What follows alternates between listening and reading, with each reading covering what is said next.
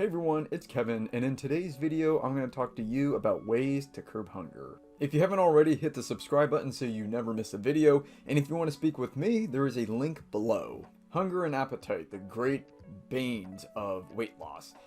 Sometimes I wish I had never had hunger. I wish I never thought about it. I wish I never got hungry. I wish I didn't need food. That's how I thought when I was losing weight. Like, why am I getting hungry? I need to lose all this fat. Okay. Here's the thing, you got to deal with it and you have to manage it. You can't get rid of hunger the same way you can't get rid of a lot of things. It's just a part of life. So the best way to deal with hunger is to deal with it in an empowered and healthy way. There are good ways of managing hunger and there are bad ways. And in this video, I'm going to tell you the good ways to do it. My first tip for you is eat enough and quit restricting. You would be surprised how little you need to satiate hunger. Now, if you're eating a lot of processed foods and a lot of calorically dense foods, a lot of stuff that has a lot of sugar and oil, yeah, it's going to be kind of hard to satiate hunger. But if you focus on the right foods, and I'll tell you what those are in a minute, I think you can guess what they are, you can manage hunger and you can eat a lot less. If you eat at the right times and eat in reasonable portions, you'd be shocked. When I was losing weight, I was only eating like 1,800, 2,000 calories a day, but I needed 27, 28. But I didn't feel deprived, because I was eating enough and I stopped restricting. So one thing you need to get rid of is the whole restriction mindset. You need to get rid of the idea of rapid weight loss and losing weight really fast and cutting out entire food groups. Get rid of it. Quit telling yourself that you're gonna go on this diet, which is a self-imposed famine. Because all you do is elicit survival urges in your brain because it thinks there's gonna be a famine, so we better fatten up now.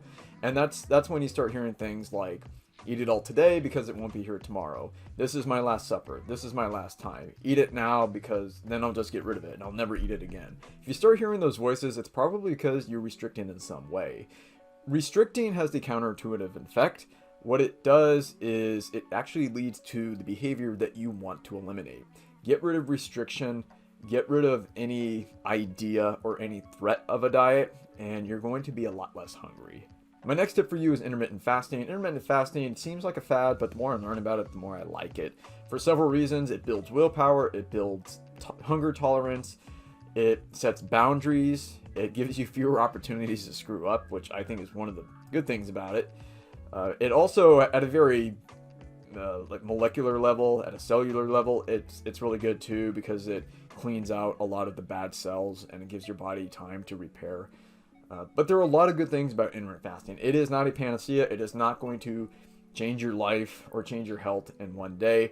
But if you go 18, 20 hours without eating, it actually has a positive effect on your body. How I would start is start with 10 hours, then 12, 14, 16, 18, 20. Some people do one meal a day, which is basically a 23-hour interval.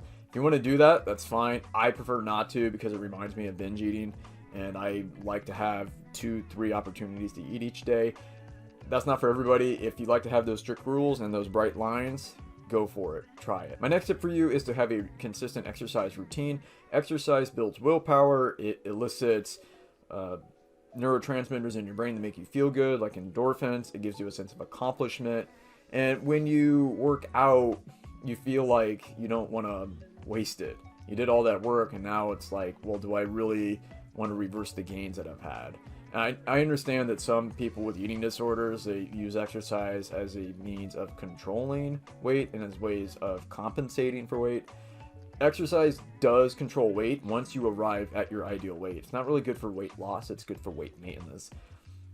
That's irrelevant for this video, but I wanted to add that. But exercise is good for regulating appetite. So if you exercise consistently, I think you're going to notice much more stable appetite and you're going to be hungry at the same times every day. Speaking of that, your appetite will fluctuate during the day. It's different for everybody. Some people get really hungry in the morning, some people late at night. For me, it's like early afternoon and then it kind of tapers. Like as I film this, my hunger is going down. So you need to analyze your own behavior and analyze your own appetite. I don't mean rate your appetite at every hour of the day. That's a little too much. I think at this point you have an intuitive sense of when you get hungry. So just notice that. Notice when you get hungry, what time of the day it is. That's when you should be consuming the most. Along with exercise, I want to mention sleep. Having a consistent sleep schedule is important.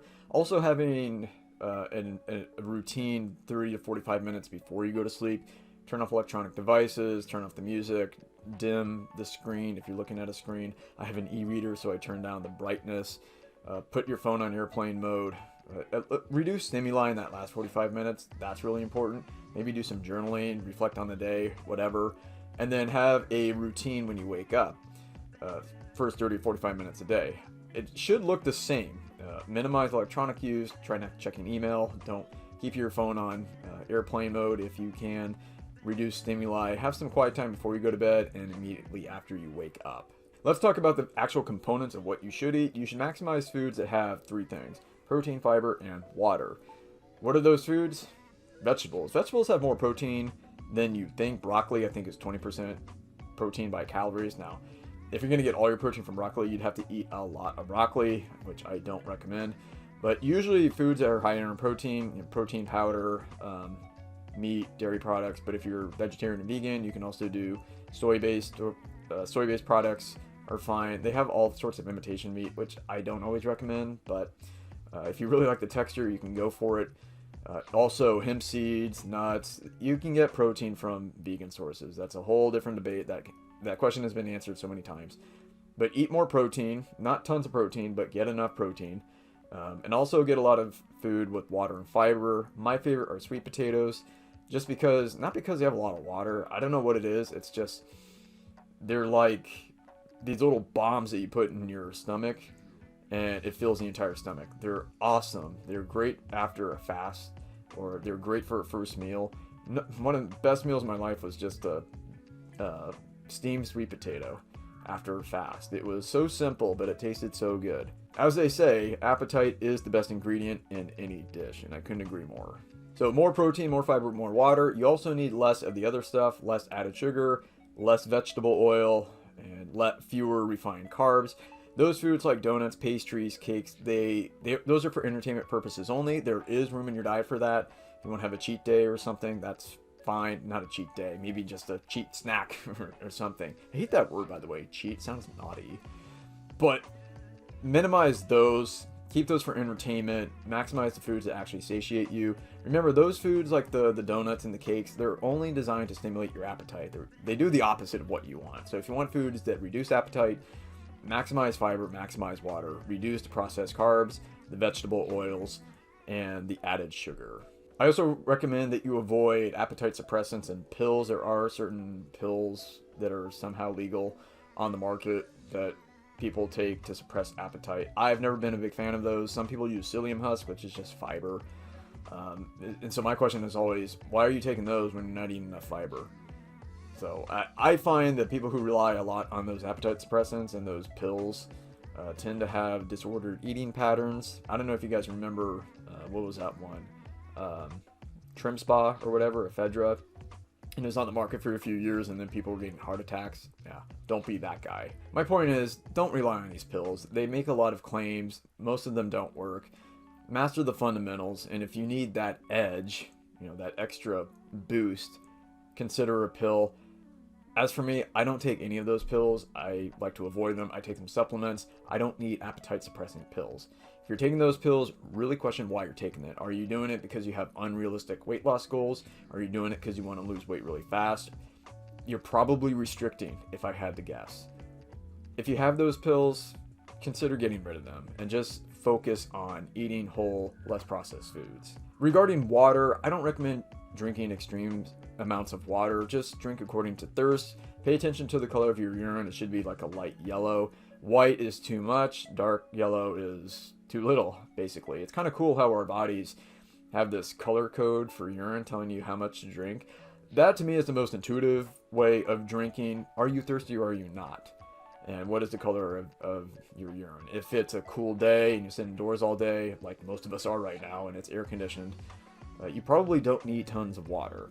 Hey, when I get thirsty, and I can't ignore it. I can tolerate hunger way better than I can tolerate thirst. Okay, my brain will tell me when I need more water. So you don't need to force feed yourself. Don't say, well, I read an article and it said I need 8 ounce glasses a day. Okay, but that depends on climate, activity level, gender, body mass, a lot of things. Okay, so don't just take these standard generic recommendations for water, and don't use water as a way of suppressing appetite. I've heard that before. If you get hungry, drink water, because your brain can't always tell the difference between hunger and thirst. I can. I've never bought that idea. I think there is a distinct difference between being thirsty and being hungry. When I want water, I want water. When I want food, I want food. So I think that's kind of a stupid hack that needs to die. My point is, drink enough water to hydrate your body and to take care of your kidneys and everything else, but don't drink it to suppress appetite. So what do you need to do to regulate appetite? Sleep well, exercise, eat more fiber, more protein, more water. Don't drink excessive amounts of water, ditch the pills, minimize the processed foods, and pay attention to the normal cycles of your hunger. When are you hungry and when are you not? Also consider intermittent fasting as a way of regulating your appetite and as a way of increasing your hunger tolerance so that you eat only when you are hungry. I hope you found this video educational and entertaining. Don't forget to hit the subscribe button, and if you want to speak with me, there is a link below. If you liked this video, then I'm sure you'll like one of the other videos that you see on the screen. Click one of them, and I'll see you there.